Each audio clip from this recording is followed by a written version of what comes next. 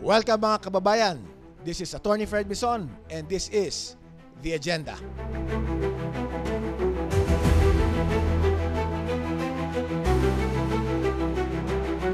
Ano ba talaga ang naging issue rito? Implement contractualization here is really absurd and ridiculous already.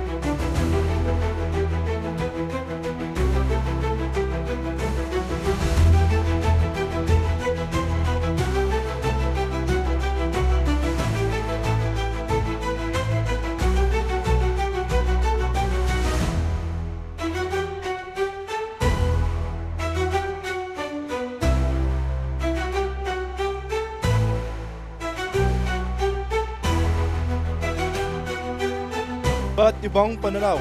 Isa ang agenda. This is Attorney Fred Bison and this is The Agenda.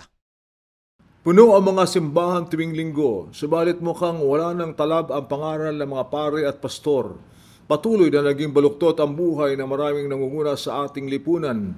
Lumihis na ang kaisipan ng mga kabataan at napunta sa mga ugali at bagay-bagay na malayo sa pagkatangi at paglilingkod sa bayan.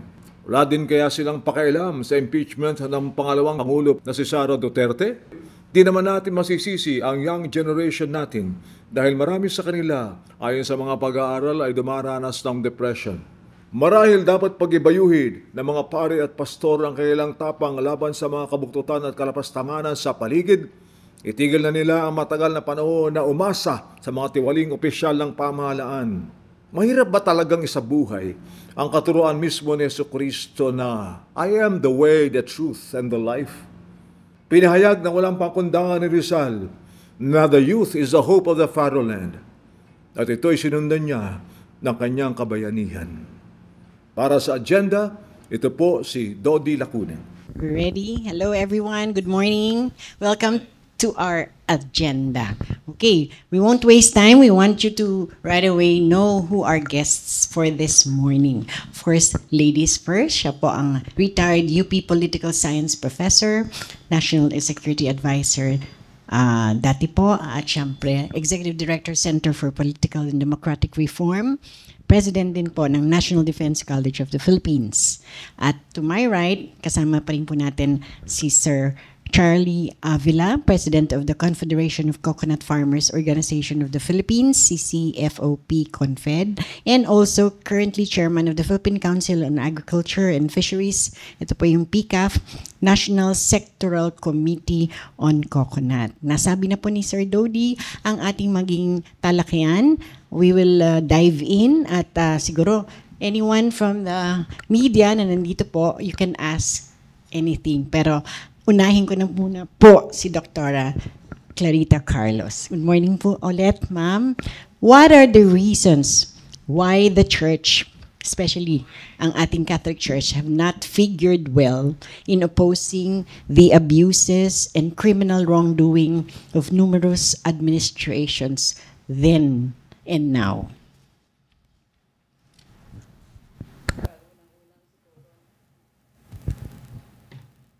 Siguro dapat sila yung tanong yan, ano? Pero kung ako magbibigay ng kuro-kuro, ay nakita naman natin ang role ng church even from the beginning, from the Spanish occupation, nearly 400 years, then the 50 years of American occupation, up and down ang kanilang participation sa ating political life. But I think what cannot be denied is that the church or the religious sector really provides the morality in our politics. Because if there is no morality in our politics, I don't know what we have. If you look at our democracy, all of that is based on the humanity of mankind. And the humanity of mankind is based on really giving all the rights that are due a human being, which is also what the churches are preaching.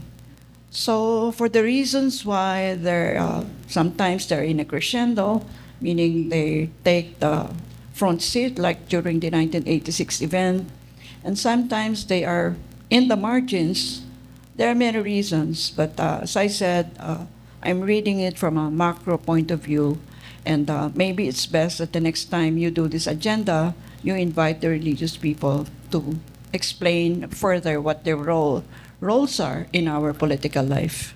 Thank you, Dr. Carlos. But eventually, we're all waiting for Bishop Tindero, who can answer my first question. But in layman's term, in a nutshell, yung pong kasasabi nyo lang, ano po ang ibig sabihin yan? Or siguro, what important roles na lang should the young generation play to help fight rampant corruption? Yan naman po talaga daw ang sinasabi ng karahat. Siguro, the reason why English ang ano ko kasi yung Oo concept nga. ng English, ano? So, sorry. Taglish tayo. At garil kasi ako pagka tinranslate natin at aabutin tayo ng hapon dito pag nag-translate No ako sa problem po. Tagalog. Kasi maraming nagagalit sa akin ng English ang ano. Because the concepts are in Yes, English. correct. But in layman's term, a little Siguro, bit.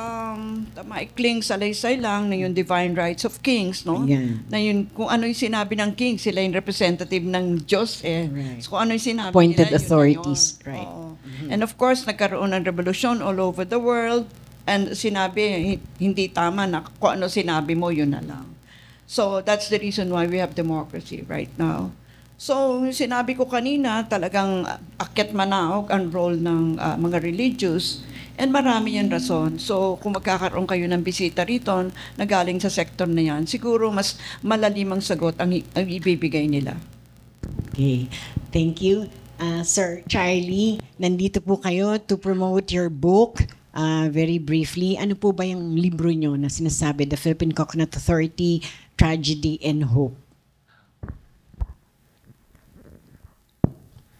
Thank you. Magandang umaga po sa ating lahat.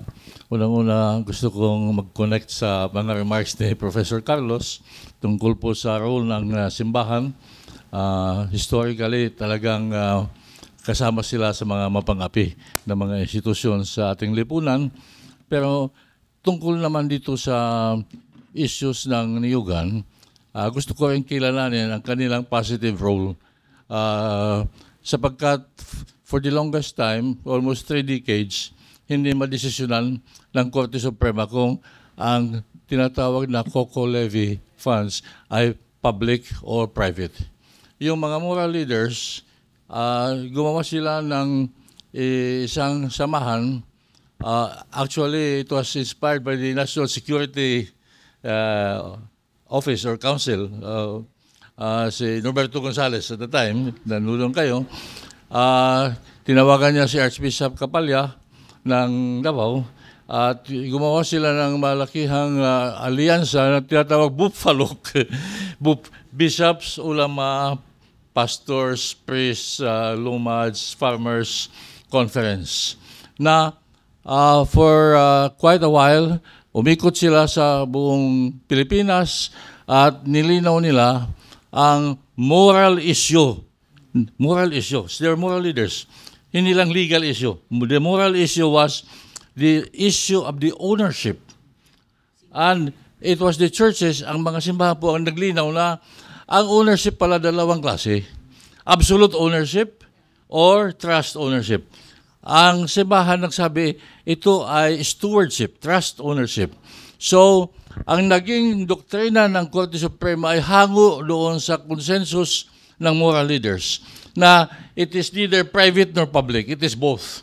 Public sapagkat ang pundo nanggaling sa taxation. Kaya tinatawag levy. So kung ang pundo ay nanggagaling sa taxation, public funds. Pero hindi naman general tax, special fund. So hango sa isang sektor ng lipunan para sa kapakanan ng sektor na yan at may layunin. So ang doktrina nagsasabi, owned by the government in trust for the benefit of all the coconut farmers and the development of the coconut industry. Ngayon, ang doktrina na yan ay dapat in-implement ng legislature sa kasi pera yan. Pera yan. Malakihang pera yan na ay, gusto ko lang ipalaala ang mahalagang sektor ng niyugan, almost 1/3 of all arable lands nasa niyug. 69, 70 out of 80 provinces, predominantly niyugan. Walang subsidy. Ang rice, halimbawa, easily 500 billion a year ang subsidy. Subsidizing maybe the farmers of Vietnam and Thailand more than of the Philippines. Pero ang niyog natin walang subsidy. Ang mga magniniyog ang nagsusubsidize sa baliktad po, no? Baliktad. Kaya yun ang tinatawag na levy sa pilitan. Pero ang batas na ginawa ay hindi malinaw na this is in trust for them. Dapat may say ang mga farmers. Doon sa Trust Fund Committee pa lang na pinasa ng batas, yung unang version kasi vinito ni President Duterte. Ang version nila Lobregat at ni Nograles. Pinalitan ng version nila Garin at ng iba. Ang unang version kasi, malinaw na magtatayo ng management corporation wherein 51-49 ang government and farmers. Ang nangyari, a mere committee ngayon. That is composed only of the Department of Finance, DOJ, DB, walang DA, walang PCA, walang farmers, wala. Yun ang batas. Yun ang batas. So, welcome, Bishop. Morning. Opo. Kumusta po?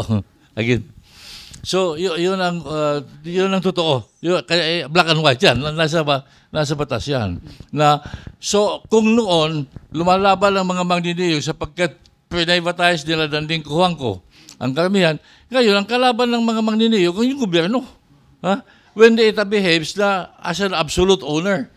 Pero, siyempre, ang ating Pangulo ngayon, nakakaintindi nito at tinatanggap niya. However, nasaan ang aksyon diyan? Importante. Ang traditional affirmative action, kung tawagin, ng Estado in favor of the farmers and the industry, tatlo. Ang tatlo, PCA sa production productivity, CIF oil mills sa processing and trading, pangatlo, ang bangko, UCPB. Ngayon po, ang tatlo na yan, itinabi. In a sense, for the longest time, they weakened the PCA. Ngayon lang binibigyan na medyo may budget na ngayon. Ang CIF kinakatay. Yung mga oil mills, privatize. Ang bangko ninakaw, hindi mo naman kung nasaan ngayon. Yung UCPB. Alam natin na an agricultural country with an agricultural bank is bound for bankruptcy. May bangko man lamang, maliit ka man na bansa tulad ng Netherlands, mayroon kang Rabo, Agribank. They are the second biggest exporter of agriculture and food in the whole world, next only to the US, because may kapital. Maliit man ang niyugan sa Thailand, pero mayroon silang Agribank, Baak. Saka sabihin nila sa kanilang mga tao, punta kayo sa Pilipinas, matuto kayo doon, pagbalik nyo dito, itong kapital. So, they are now, may reputation sila na number one sa coconut, walang coconut doon. Ang totoo, ang coconut nasa tatlong bansa lang. The archipelagos, Indonesia and Philippines, and somehow India, Kerala, the state of Kerala. 80 others, kung yun, maliliit. Pero ang Pilipinas, the biggest, the number one trader, the Saudi Arabia of coconut oil. Hindi nagbebenta ang Indonesia, hindi nagbebenta ang India. Ang Pilipinas, almost 80% ng coconut products traded in the world come from here. Kaya nandito tayo ngayon sa double crisis. First crisis is ang mundo ngayon ay pressuring the government because they have nowhere else. You know, there is not a single human being that does not use a coconut product every day. They just don't call it coconut. They call it Unilever or Procter & Gamble or whatever it is. Food, non-food, energy, everything. The world is dependent on, and we have that natural advantage. We are not taking advantage of it. We're taking advantage of the farmers. So, when you talk of Philippine poverty, you talk of rural poverty. When you talk of rural poverty, primarily, ang number one dyan ay poverty in the coconut lands. Kaya kung nawawala na ng pag-asa, the biggest insurgency areas ay coconut lands. Na nakikita natin ang logic dyan. Kasi malinaw po yun. Because that crisis, baka mawalan ng supply, sinabi ni Pangulong Marcos sa Europa, sa Amerika, sa China, magtatanim kami ng 100 million coconut trees. Yan ba ay totoo o fiction? Abangan natin. Titingnan natin. Well, whether they will get the participation of the farmers on that will be the secret of that. Pangalawa, sa crisis ay paano maibabalik yung bangko? Ayan. Ha? Bibitinin muna natin Okay. ang ating mga kasama ngayon sa media because we want to welcome another guest natin po, no less than Bishop Efrain Tendero. Siya po ang Ambassador of the World Evangelical Alliance at former Secretary General of World Evangelical Alliance. Good morning po, Bishop Tendero. Go ahead and greet everyone first. Magandang umaga po sa ating lahat at nagpapasalamat ako sa pagkakataong makasama nito sa forum na ito. At muli, binabati ko ang nagpipinatagang Professor Clarita Carlos. Alright. Po. At ang ating nagsulat ng Coco Levy Story. Salamat din po. Ayan, may hope and tragedy on. Mamaya itutuloy ni Charlie. But siguro po para sa inyo, kasi tinanong ko po kay Professor Carlos itong, what are the reasons why the church, especially the Catholic Church, have not figured well in opposing the abuses and criminal wrongdoing of numerous administration. Then, panahon pa rin siguro po ng Pangulong Presidente Marcos, the strongman, up to now. Well, first of all, I'm not from the Catholic Church, no? I'm from the Evangelical Church. Yeah. Your observation. So yung observation ko po, naalala ko si Cardinal Sin nung buhay pa siya. Sabi niya, sa Pilipinas, maraming dalawang apelyido ang common. Reyeses at saka Santos. At ang kanyang sabi, alam mo na si Cardinal Sin, mahilig mag-joke. Sabi niya, yung mga Reyeses, ibig sabihin, galing sa angka ng mga hari. Therefore, yung mga Reyeses, anak ng mga sundalo. Okay? Yun naman mga Santos, siyempre, mga banal. Yun ang anak ng mga pari. So, si Cardinal Sil na nga pwede magsabi noon. Okay? So, kung titingnan natin, kaya nagkaroon ng problema na parang walang masyadong impact sa ating komunidad, kung babalikan natin yung mga nakaraang pagkakataon na maging yung dinalang Christianity dito sa Pilipinas sa panahon ni Magellan, talagang he conquered the Philippines through the cross. Ang problema noon ay dahil nga hindi ito yung masasabi nating Christianity na maayos galing sa Kastila. Alam natin nandun yung Inquisition sa panahon nila. So nandun yung tinatawag nating pumasok dito sa Pilipinas, yung Christianity na galing sa mga abuses dun sa ibang bansa. Ang mga Pilipino naging very much welcoming. In fact, anong dumating si Magellan dito para i-conquer ang Pilipinas, kung military ang approach nila, they will be repulsed. Kaya nga si Magellan napatay sa Pilipinas eh. The first place where yung conqueror was vanquished at dito sa Pilipinas, ni Lapu-Lapu. Pero ang ginamit nila is the cross. And the Filipinos welcome the cross. Welcome Christianity.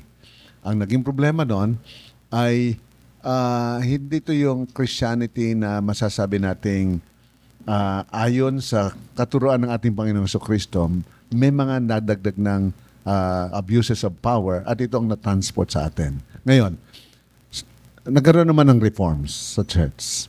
Ang Second Vatican Council in particular ay nagkaroon ng reforms in the Catholic Church. At ganun din ang pinag-umpisahan ng mga evangelicals. Bagaman sasabihin natin, we also trace our roots from the New Testament, from the teachings of the Lord Jesus. Pero ang pinaka-significant reforms is in 1517 sa panguna ni Martin Luther at ng iba pang mga reformers doon sa Europe, nagkaroon ng reforma within the church. Although hindi tinanggap ng church ang reforms, no, kaya silang in-house. Okay? So doon nagsimula yung tinatawag na Protestantism. Okay? But we would like to be known more not as Protestants, but as evangelicals, which is more for the gospel. Ang haba ng sagot ko. Pero I need to show that historical perspective. Kasi pag hindi natin binawi yung context na yon, ay hindi natin maintindihan bakit ganito. I agree. So, ako nagpapasalamat akong nagkaroon ng reforms within the Catholic Church at maging sa mga evangelical meron din. Ngayon, kung minsan nagkaroon ng problema dahil yung nakalagay sa ating yung sa pakikialam sa gobyerno at sa ating sosyedad, dahil doon sa nakalagay daw sa ating saligang batas na separation of church and state. It is one of the most misunderstood provision. Dahil hindi ibig sabihin ng separation of church and state ay wala nang pakialam ang simbahan sa pamahalaan at wala nang pakialam ang simbahan sa ating lipunan. In fact, ang simbahan ang tinatawag nating moral guardian at tagapagturo ng morals and values sa ating lipunan, kaya kinakailangan makialam. Ngayon, yung sinasabi naman sa Constitution nating separation of church and state, ibig sabihin, we will not be a religious state. Wala tayong particular religion that is being supported by the state. Halimbawa, merong ibang halimbawa, may Islamic State. So it is defined by the religion of the Islamic faith. Tayo, democratic society. Kaya separation, hindi mag-uphold ng particular and magpo-promote ng particular religion ang state. However, though there is a separation of church and state, we cannot separate the state from God. I think that's very important. You think, Bishop Tindero, ngayon, as we speak, there is like separation of state and church? Meron tayong separation of church and state. Dahil nararamdaman po yan? Dahil una, hindi, ibig sabihin, hindi katulad tayo ng halimbawa ng ibang country na merong state church. Okay. At yung taxes ng mga tao buwis ay isinasama ang pagsuporta sa mga simbahan. Right. Tayo hindi pwedeng gamitin ang taxes ng tao dahil nandun yung secular state, nandun naman yung simbahan. Ang gusto kong sabihin, meron tayong separation of church and state, but I like to reiterate that statement. We cannot separate the state from God. Kaya dapat tayo ay makialam at magkakibahagi na ipakita kung ano ang katuruan at plano ng Diyos para sa ating bansa, para sa ating komunidad, para sa ating lipunan. So yun nga po, ulitin ko po ba, na yan po ba ay nararamdaman ba na talagang ang God is the first and foremost before anything else? Sa ating Constitution, maliwanag doon, we the sovereign Filipino people, imploring the aid of, ginamit pa, divine providence. So specific na talagang, it's not just imploring the aid of the providence. No, it's divine providence. So, sa ating Constitution, enshrined na yung ating pagkilala sa divine providence o pagkilala sa Diyos ay nandun. Kaya, somehow, kung merong magandang tinatahak pa ang ating bansa is because still of the foundation of the religious, we would say, values. Malakas po ang presence. Malakas pa rin ang presence. Ngayon, kulang naman ng talaga yung mahusay na interaction so that magkakaroon talaga ng values transformation ng mga tao. At ang ating kalaban ngayon, halimbawa sa mga kabataan, is the secularism. Talagang nawawalan na ng interest sa mga kabataan. Busy ho sa social media. Social media. Focus nila nasa social media. Nasa Korean pop culture. Yan. Pero gusto natin na ang kabataan kabataan need to be bolder? Patuloy na matulungan natin. At pagkakulang din natin yan. Dahil kung hindi natin sila tinuruan ng bata pa, GMRC. Tama yung GMRC. At saka sinabi rin sa banal na kasulatan, you train up a child in the way he should go, so that when he is old, he will not depart from it. Kung hindi natin sila ipinamulat sa ganung That katuruan, early on. hindi natin sila maasahang magiging So napakalaki ng pundasyon role sa buhay. po ninyo. Yes. Kasi talagang we need to train up a child in the way he should go early on. Parang nawala po kasi yung GMRC. But very quickly, you were saying talagang may corruption na rin pa rin po. At babalik tayo kay Sir Charlie dahil yung kanyang coconut, talaga namang... Pero gusto ko rin sabihin, ang Pilipinas is considered as the only Christian nation in Asia. Napakagandang pakinggan. Opo. But we also recognized as the most corrupt nation in this region of the world. Paano nangyari yun? Pwede bang magsama yung Christianity and corruption? Kristyano ka ba? Opo. Corrupt ka ba? Hindi ba pwede magkasama na ikaw ay Kristyano, tiwali ka naman. Pero yun ang problema. Kasi ang ating mga kababayan, marami are very religious but not righteous. So iba po yung... Kasi pwede kang laman ng simbahan, ang iba mga ay lumuluhod pang sa pananalangin at pagpa sa simbahan. Pero paglabas ng simbahan, Nagtotong eats. iba na ang buhay. Iba na yung buhay. So, kinakailangan ma-internalize natin yun eh. That's why nga you have a very, very big role to Yeah. play. We need to be bolder. Yun nga yung challenge ko sa aking programa. I have a daily program sa Sulong na Bayan, DWIC over.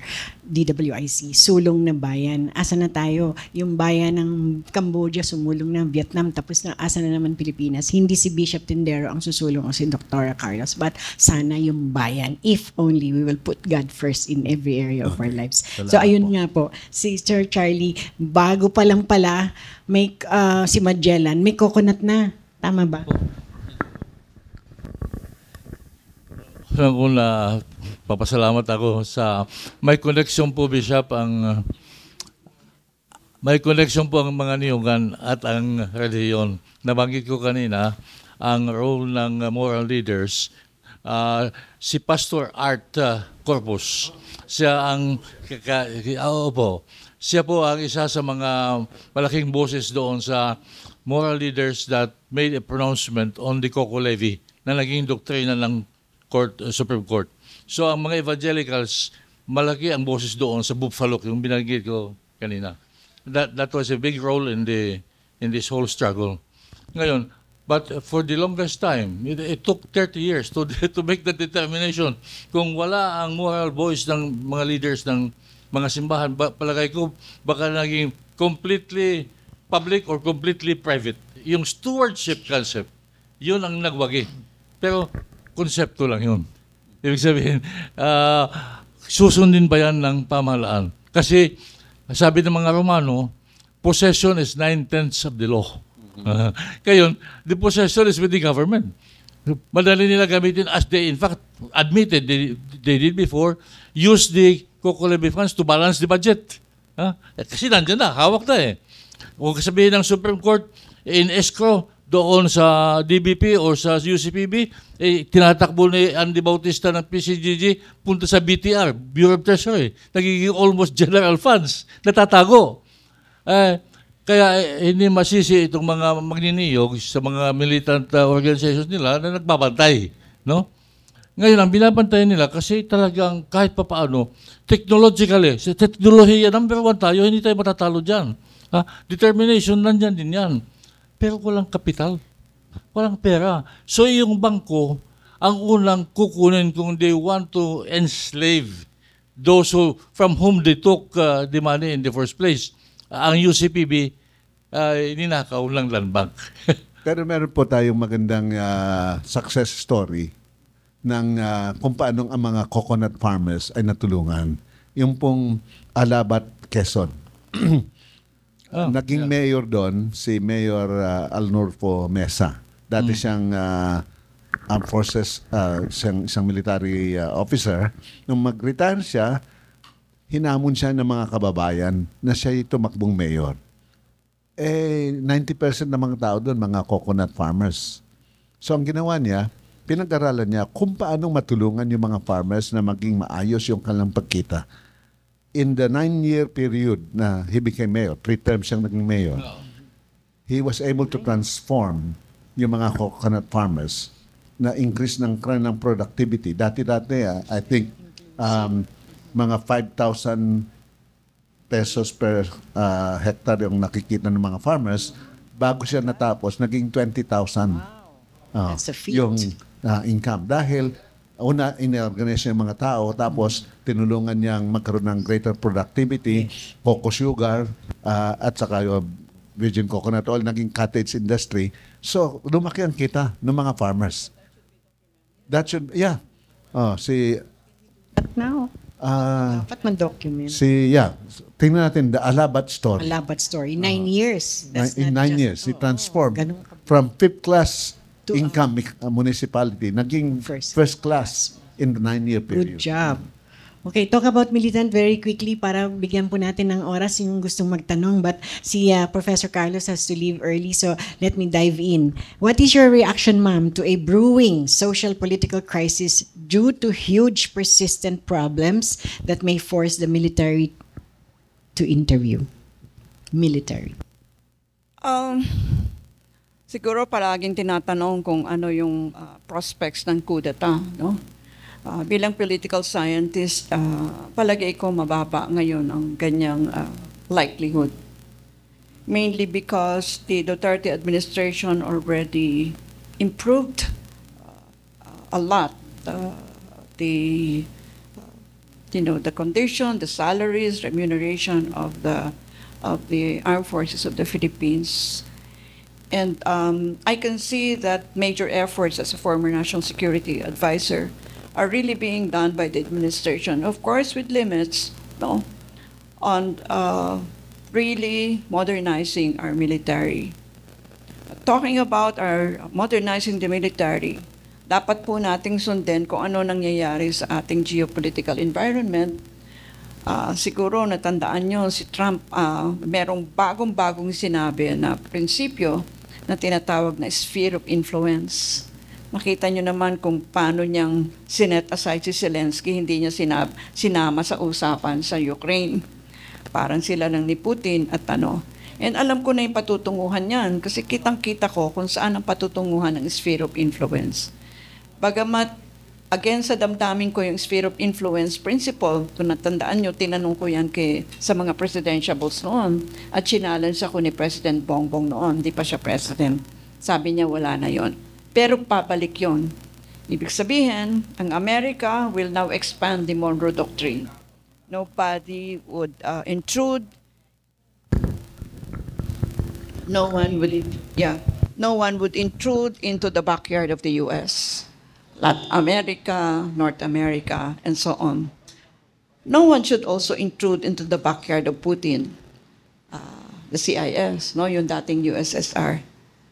And ang pinakabago, no one should also intrude in the sphere of influence of China, which is the East and South China Sea. Sana maramdaman niya ng ating mga strategies kasi dapat talaga silang bumalik sa drawing board to really outline. Balangkasin nila ang bagong postura natin na ngayon ay si Trump will be there for 4 years, di ba? Kakaumpisa pa lang niya. That's 1,500 days. Kinumpute ko yan. So kung yan ay matutuloy-tuloy, no? Talagang dapat sumama tayo sa agos na yon at huwag nating kukontrahin lalo na ang liit-liit ng ating military, bagamat tayo ay middle income country already. So yun sa tanong mo kanina, siguro less likely. Wala namang makakapag-predict niyan. But as I said, bilang student ng international politics, hindi ko nakikita na patutungo ito yun.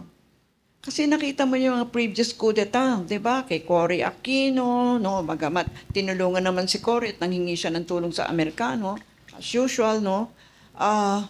Ang dami talagang, ngayon, lagay mo yung military dyan. Magbabago ba yung palakad ng politika?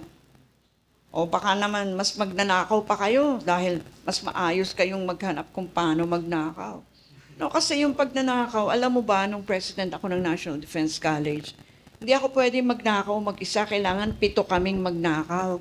Kasi ako lang yan nagagawa ng cheque sa dulo, Charlie eh. Mag-umpisa yan sa nag-uumpisa ng voucher. Isama mo na yung resident co-auditor, di ba? I'm sorry ha. At yun ang na-discovery ko nung president ako doon for 3.5 years. Ibig sabihin, walang pisong mananakaw ka kung hindi kayo 7.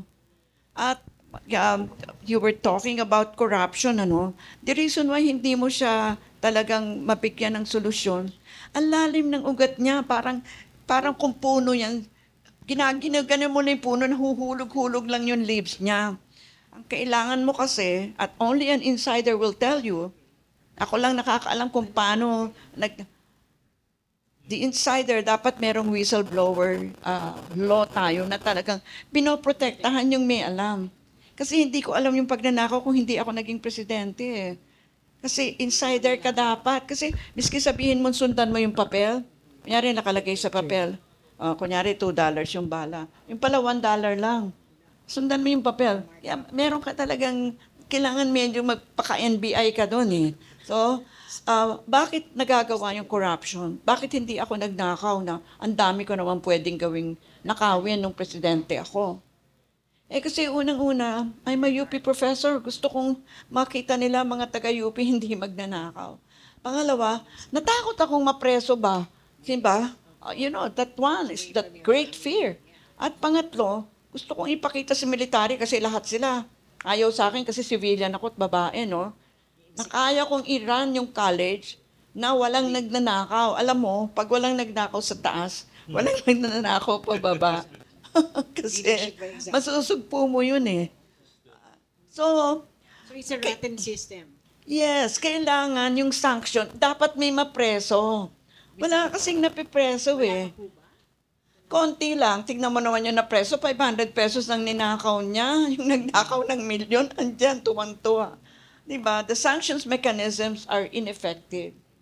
So may panukalang batas po ang dapat gawin? Marami dapat. Ngayon, maganda kasi, natandaan nyo, National Security Advisor ako.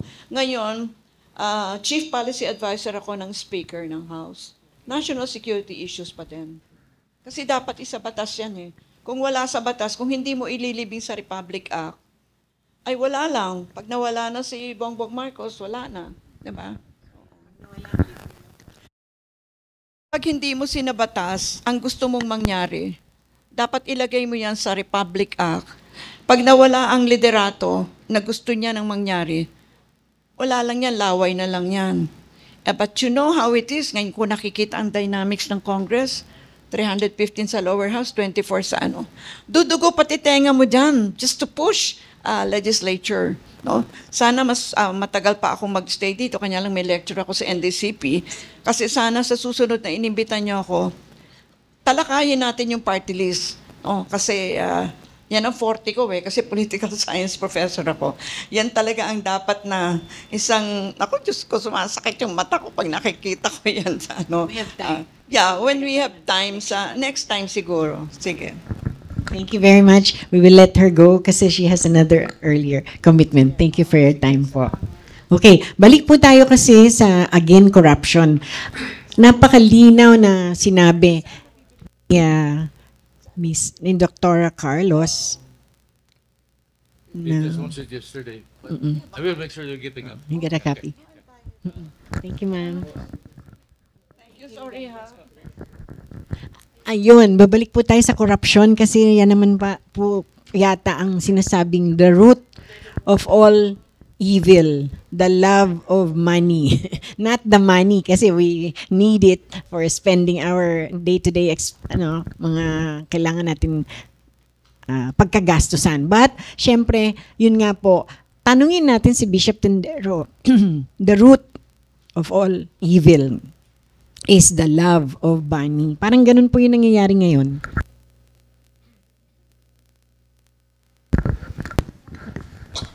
It's not money which is the root of all evil. It's the love of money. Yun ang sinabi ni Apostol Pablo sa 1 Timothy chapter 6. Kasi yung money is amoral. Ibig sabihin, it's neutral. Kundi yung pag-ibig, yung pagkagahaman, yung greed. Kaya nga isa sa Ten Commandments, di ba? You shall not covet. Huwag kang mag-iimbot. Kaya yung pagmamahal sa salapi ay ng root of all kinds of evil. Tatanungin ko sana si Professor Carlos kanina ano ang kanyang palagay dito sa 2025 budget? Kasi ito ang naging dahilan kung bakit kami ay yung nagkaroon ng clergy for good governance. mga Katolikong pari at obispo, mga evangelical, mga Protestant at iba pa nagsama-sama. Ngayon, sumama rin yung ibang imams na panahon na upang magsalita tayo.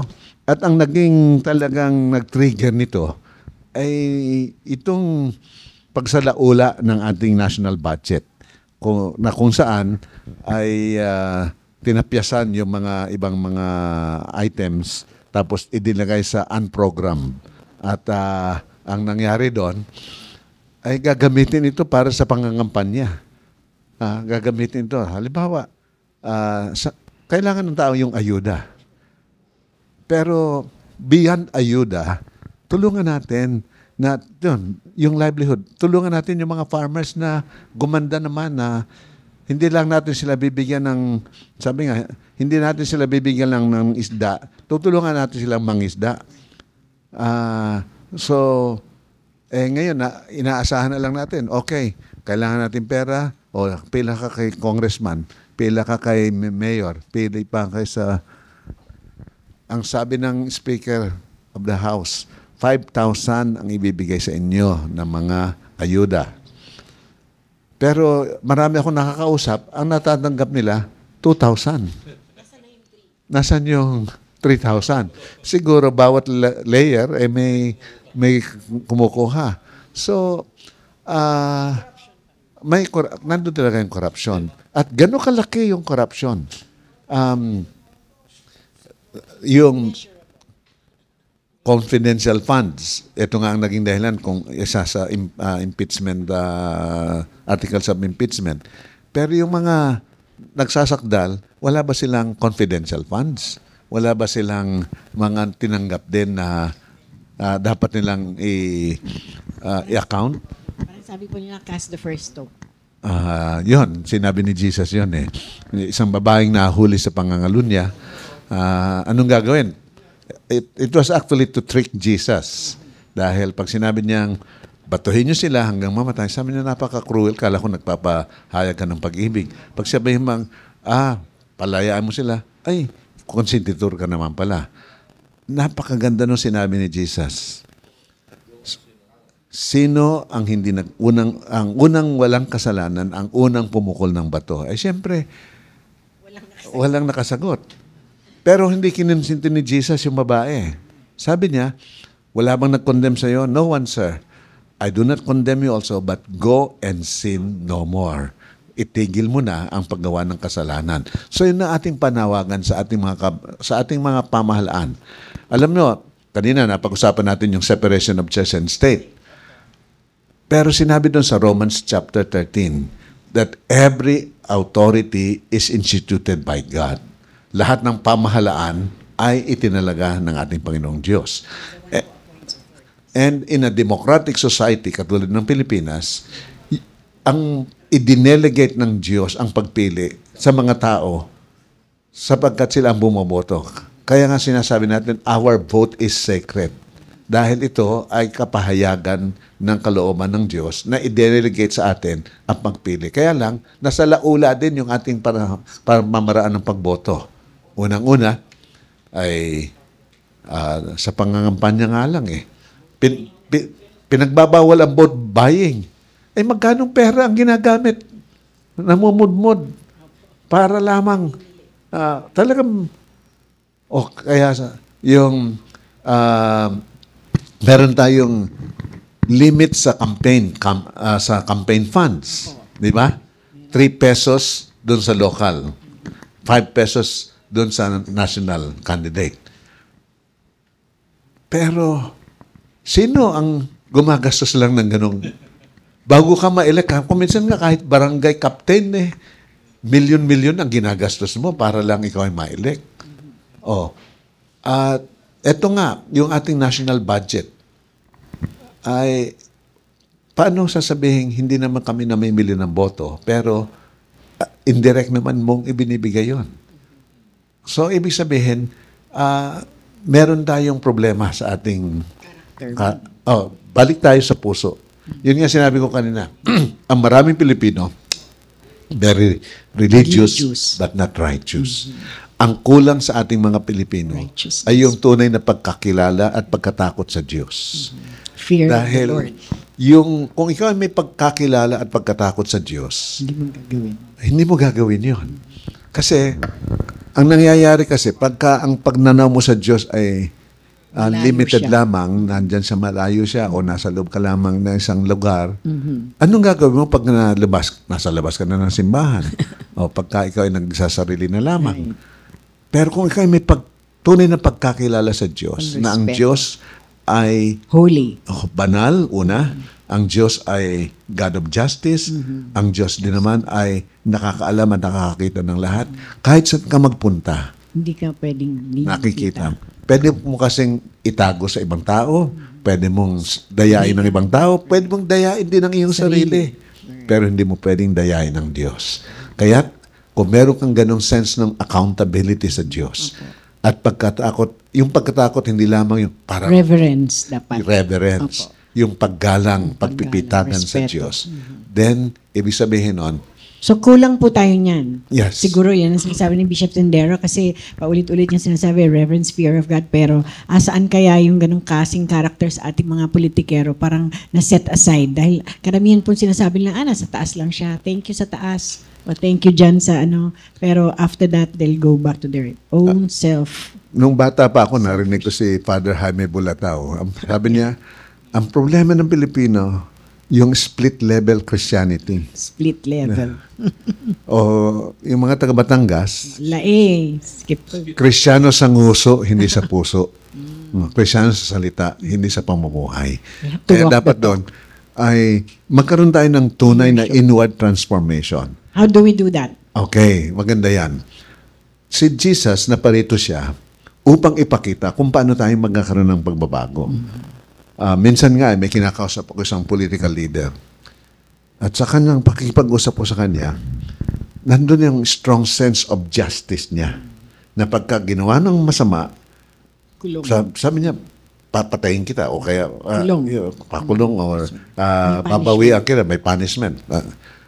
Sabi ko sa kanya, Mayor, you have a very strong sense of justice. And because of that, you demand retribution. Sabi ko sa kanya, you know, even God has that very strong of justice. He will not let the guilty go unpunished. But God also is the God of mercy. And He provided a way na magkaroon ng solusyon. And the justice and the mercy of God met at the cross. Because Jesus gave Himself on the cross. Na sa halip na ang tao ang magbayad ng lahat ng kasalanan, si Jesus ang umako ng lahat ng ito. At dahil inako ni Jesus, dahil sa kanyang substitutionary death, yung ating kasalanan, ang lalapit sa kanya is given the transformation. Kaya nga sinabi doon sa isang scripture na sinabi doon, if anyone is in Christ, he becomes a new creation. The old has passed, the new has come. Dahil inward transformation. So, ang kailangan natin, kilalanin natin na isuko natin ang ating buhay kay Jesus dahil siya ang Diyos na makapangyarihan. Siya ang nagmahal sa atin, ibinigay niya nga ang kanyang buhay para sa atin. Dahil doon, siya ang tunay na magkakaroon ng pagbabago. Yun ang gusto ko nating mangyari sa ating mga... Sa ating lahat. Katauhan. Sa lahat ng Pilipino. Not just the Philippines, na hindi but lamang the whole mukhang world. bibig ang Walk the pagkakristyano, talk. Opo. kundi sa puso natin. Puso. Okay, talk about, ayan po, sa puso si Sir Charlie. May hope pa ba? Kasi sumulat ka sa ating mahal na Pangulo na pinipetition mo niyo po yung ating mga magsasaka against the highly questionable takeover ng Land Bank of the Philippines over the Coconut Planters Bank. Meron po ba yung pag-asa? Minsan parang walang pag-asa. Pero kung kayo naniniwala na ang Panginoon ay hindi pa iiwanan ang tao, ang sambayanan, nasa pagkilos ng sambayanan ang pag-asa. Kaya dito sa mga problema sa Niyugan, ganoon din, ang inaasahan natin at ang pag-asa nandyan sa pagsasama-sama ng mga magniniyog at paglinaw kung ano talaga ang mga issues. The truth will set everyone free. Di ba? Kaya itong tungkol nga dito sa bangko, hindi pa malinaw kung what happened. Alam lang natin na kung walang pera, anong klaseng industriya yan na what will happen. Ang totoo dyan ay sa last administration, ipinilit nila, may problema ng pera ang Land Bank, ay ang UCPB naman, nagkaroon ng crisis at one time kasi sequestered. Walang bagong kapital na pumapasok, sequestered eh. Pero nakautang siya at binigyan nga ng tulong ng PDIC. Ang tawagin PDIC. Ngayon, ang PDIC bawal sa kanyang charter to take a equity position sa bangko na tinutulungan niya. Natulungan niya itong UCPB at kumikita, mga 5 billion a year, hindi masama. Ngayon, again, love of money. The Land Bank institutionally wanted the UCPB. Ay ang Secretary of Finance, chairman ng Land Bank, si Secretary Dominguez. So, gusto niya emerge. Siyempre, umaayaw ang mga magsasaka sapagkat ang dalawang bangko, magkaiba ang charter. Yung Land Bank, chartered ng 1963 Republic Act 3844. Ang UCPB, PD 755, 1975. Ang mission ng Land Bank, Agrarian Reform Beneficiaries, ito naman ng mga magniniyog as a credit facility at ng industriya. Malinaw eh. Naiintindihan ng old Ferdinand Marcos, yung una, na kailangan ito ng industriya. So, he allowed the mga pera ng magniniyog na gamitin doon. It was Coco Levy funds na nag-establish. Bumili ng bangko, tinatag na UCPB. But under Duterte, ipinilit nila Dominguez, kumuha ng EO, which is not above an RA or a PD, na pagsamahin itong dalawang bangko. Pag hindi merger, binili ko no. Ang price na binigay ng Land Bank sa kunyari buyout sa UCPB, 33 centavos per share. Payable in 29 years. Ngayon, nagbibenta sila, today, ng isang maliit na porsyon ng UCPB. Tawag niya UCPB Savings Bank, hindi 33 centavos, 340 pesos per share. Siyempre, sabi namin, ipaprivatize na naman yan. So, nagbid kami to take iba kasi amin yan, according to Supreme Court doctrine. Malinaw ang Supreme Court doctrine. Kaya sumulat ako, nagkaroon ng failure of bidding as of now. What will happen will depend on how much we can get the truth out. No? Kasi minsan, pag hindi alam talaga what is happening, they can do whatever they want because they are in possession. They are in possession. So, that's the situation. Nakakaawa ang hindi lang yung magniniyo, yung buong industriya pag walang sariling bangko. Right. Pag saan kukuha lang, the lifeblood of any economic activity is availability of the funds in a timely fashion. Ngayon, the only development bank sa atin na timely, nanggagaling 5,000 kilometers away on a jet plane, darating sa atin na kabisikleta, may turban, 5-6. Walang papel, basta andyan na. Pero mataas ang interest, pero timely. Yun ang hinahabol. Kung mag-a-apply ka sa Land Bank, ngayon, because of the Coco Levy funds, 2 taon sasabihin, wala pang approval. Ano yung say, denied? Ang 2 minutes sa 5-6, 2 taon dito sa ating institusyon? Maniniwala ba kayo na ang isang Bombay paparito to sell money kung mayroon tayong tamang credit system? They will have no choice to. Ngayon, alam nila wala eh. Pasok kami dyan. Ano yung binibinta nila? Hindi kamatis, hindi bigas, hindi pera ang binibinta nila. Timely. Now, ito ay hindi na iintindihan ng madami na this is the crux of the crisis. So, ang mundo, sabi nila, ganun lang, madali lang pala. Mula nung madiscover after Magellan, Hindi, 16th century si Magellan. Nakita na nila ni Pigafetta ang kahalagaan ng niyog. Doon sa report si Pigafetta kay Magellan, Tree of Life ang tawag niya. But by the 17th century, ang buong Europa nakadiscover na there is no vegetable oil superior to this. 17. Iyan talaga ang totoo. So, they found a way to monopolize it.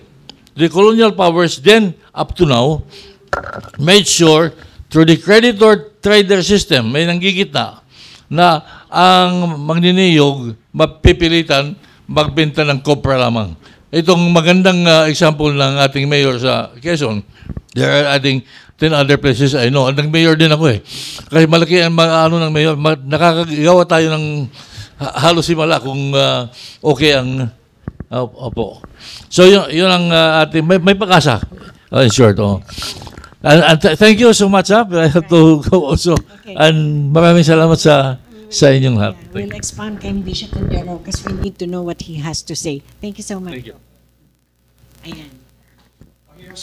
Yeah, kasi meron din siyang appointment. But we need you more. Salamat po. Gusto kong makapag-usap sa inyo dahil ang gusto kong matulungan yung mga mangyan sa Mindoro. Kasi naubos na yung mga bundok, yung mga pero kung pataniman natin ng nyug. Let's get together. Okay, sige po. Ayun. Tuloy-tuloy pa rin po tayo kasi ang gusto natin maintindihan, the root of all evil. Sinasabi ni Bishop Tindero is not the money. Kasi alam po natin na kailangan natin yan, tool natin yan to really build some other stuff. Pero yung greed and lust for money, paki-explain po in layman's term kasi hindi po naiintindihan ng iba pa nating mga kababayan. Ang ibig sabihin ng love of money ay gusto mo laging kumamkam ng pera. Actually, yung pagkita ng pera at pagpapalago ng pera, kasama yan sa itinuturo ng banal na kasulatan, yung tinatawag nating productivity. At sabi nga sa Deuteronomy chapter 8, it is God who gives us the ability to create wealth. So wealth creation is part ng binigay ng Diyos sa atin bilang tao. Ngayon, yung wealth creation, dahil gumagawa ka ng tamang trabaho, gumagawa ka ng tamang negosyo, at meron kang, siyempre, yung itinanim mo, tutubo. Kaya nga, may parable of the talents. Kung ikaw ay may 5 tinanggap, i-invest mo ito para ito ay magkaroon ng ibig sabihin, income. Pagka naman hindi mo ginamit yung talent, ay wala rin sa iyo yun. So, ibig sabihin, kasama sa teaching. In fact, if you look into the Gospels, almost 1/3 of the teachings of Jesus, or more than 1/3 actually, talks about money. Pero ang problema... Stewarding. Stewardship. Ang problema ay yung paghahangad mo ng kamkamin yung pera ng may pera nang hindi niya pinaghirapan. Yun nga yung thou shalt not covet. Thou shalt not covet. That's why Exodus. yung gambling, we have a moral issue with gambling. Dahil in gambling, ay kikita ka at the expense of the losses of others. Diba? At easy money tapos, siyempre, meron silang manipulation doon sa gambling. Ito ang loto natin. Right. Nangyari natin, parang naluluto dahil may pagkakataon na linggo-linggo, parang same number daw yung tumatanggap nung nananalo ng Grand Lotto. Right. Sabi, paano, pwede pala mangyari yun?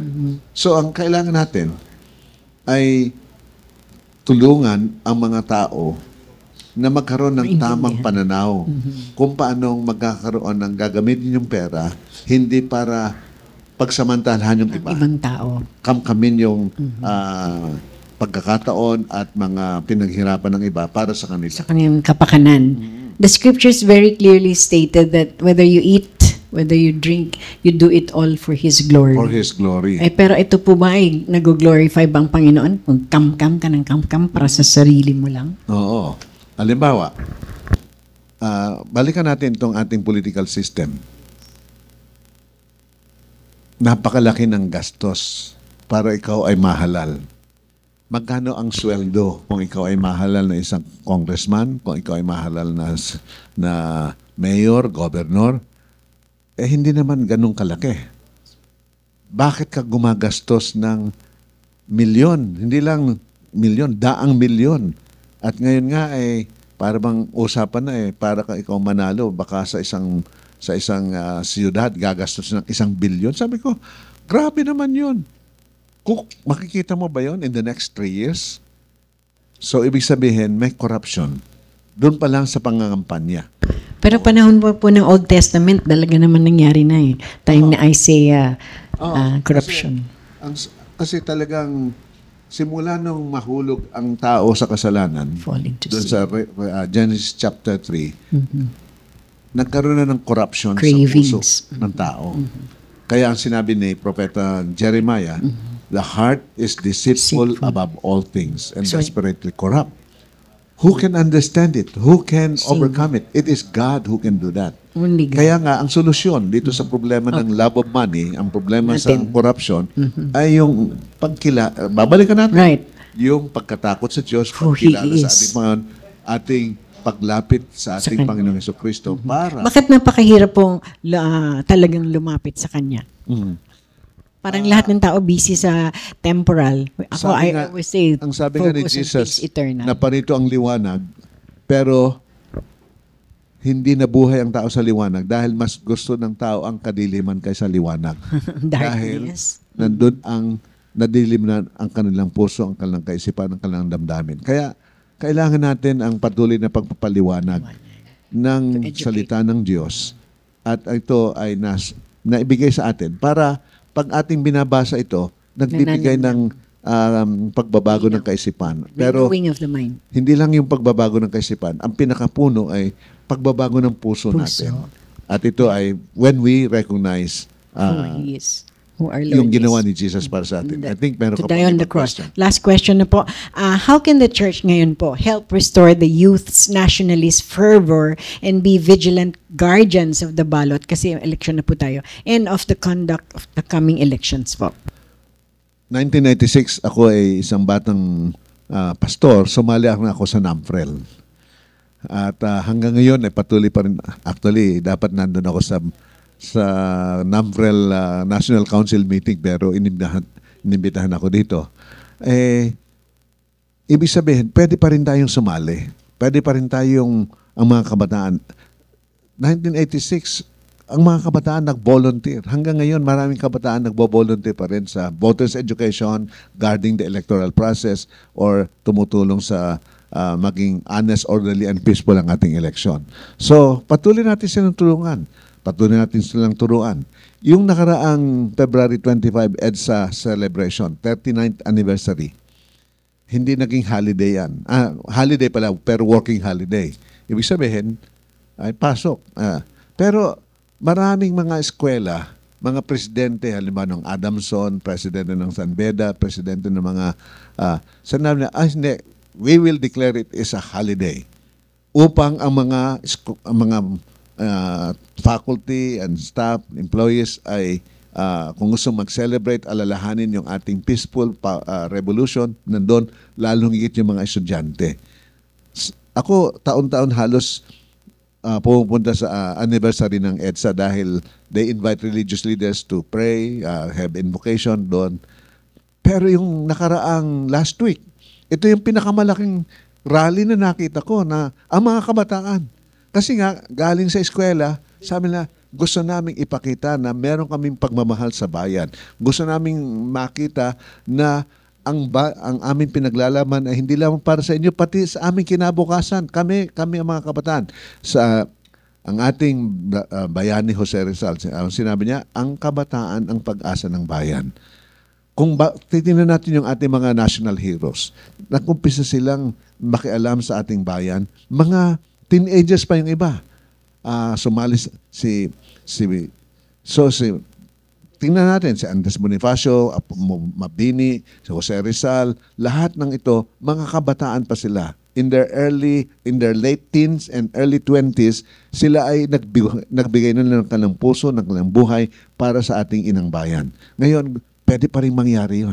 So sa halip na puro social media lamang sila, pwede nilang gamitin yung social media upang ipakita, hindi yung fake news, hindi yung kwento lang ng Marites, kundi ano yung pwede nating magawa.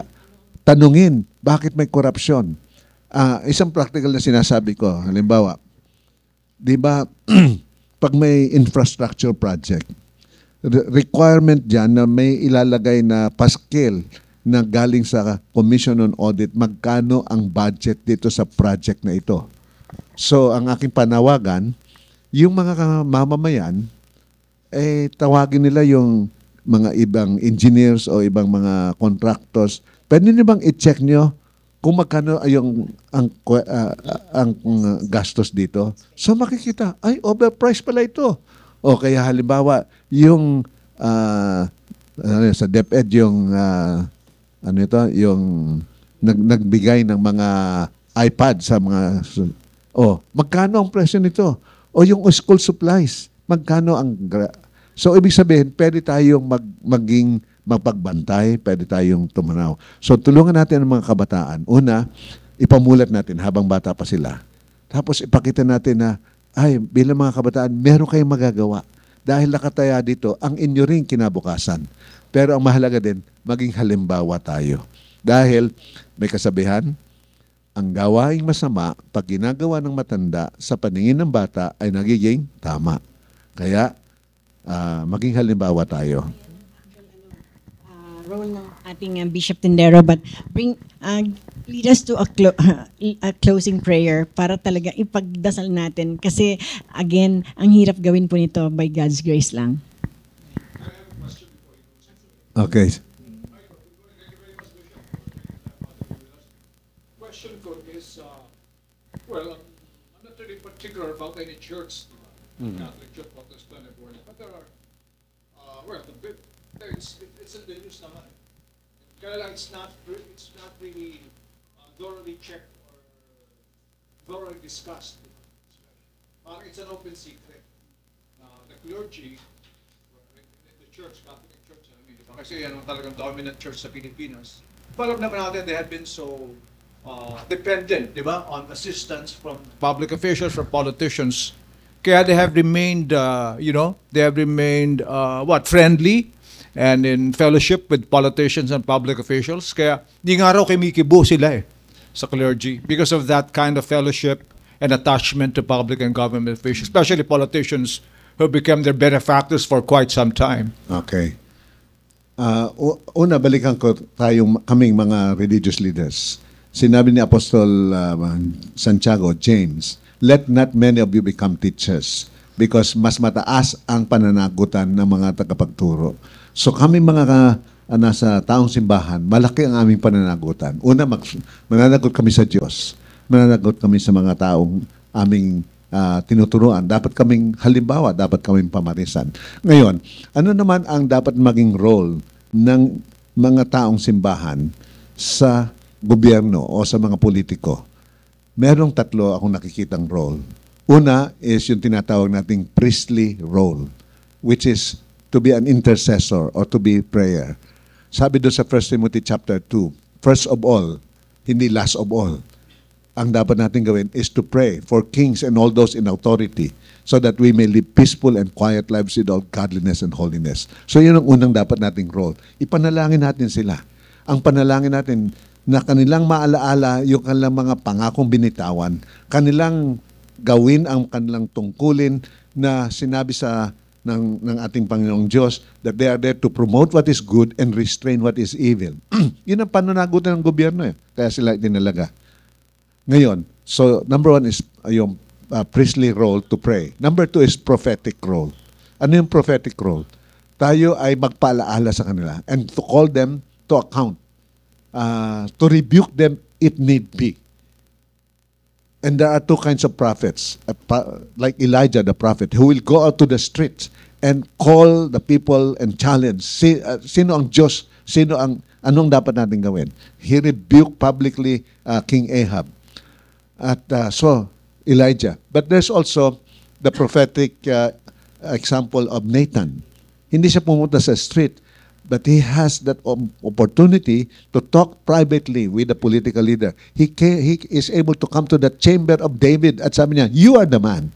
Ikaw ang, di ba? So, we can rebuke in private. At kung sino merong ganong access, use that to be the conscience and to be the prophetic, to give that accountability and give the voice coming from God para nun sa mga taong yon. And then pangatlo is to be the pastor. Alam mo, kailangan din ng ang mga politiko ang pastor who will shepherd them, who will guide them, who will take care of them. So, let's use our role to be a priest, to be a prophet, and to be the shepherd or pastor to these politicians or to those in authority. Thank you, Bishop. Prayer na. Okay. Medyo humahaba ata ako. Sanay ako mag-sermon kasi.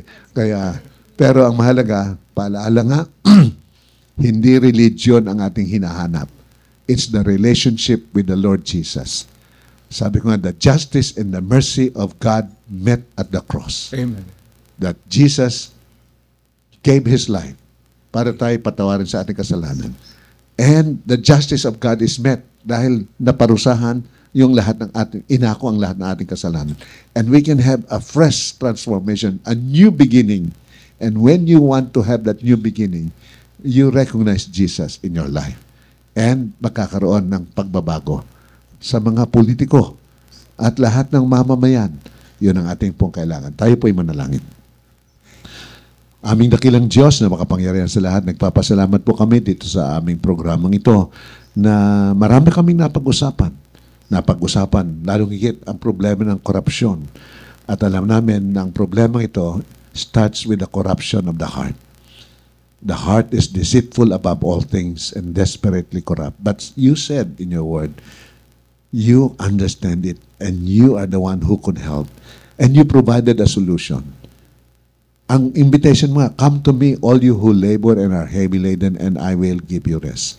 Ang invitation mo, ganumang karami ang iyong kasalanan, gaman naging pulang katulad ng dugo, it will be white as wool. It will be white as tulad ng dameserong ito.